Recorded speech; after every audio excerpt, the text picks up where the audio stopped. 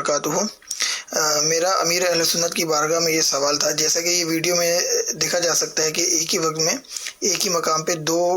الگ الگ اشخاص اذان دے رہے ہیں، آیا کہ اس طرح ایک ہی مقام پر ایک ہی وقت میں دو الگ الگ لوگوں کا اذان دینا درست ہے یا نہیں؟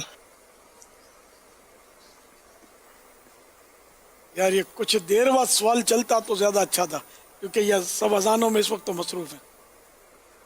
چلو، تو یہ دو بچے بھی دکھائے گئے اور دو بڑے بھی دکھائے گئے، یہ اذانیں دے رہے ہیں اس طرح، شرعاً جائز ہے،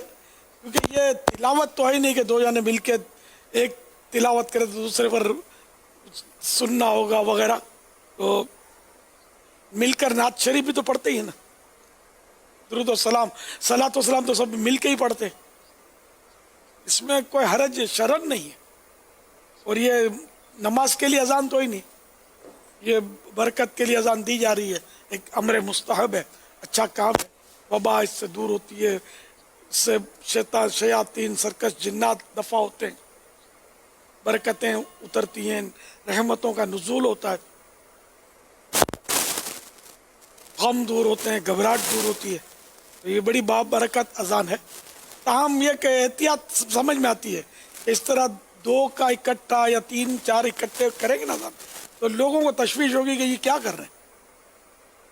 پھر وہ معلومات کی کمی کی وجہ سے اس کو کوئی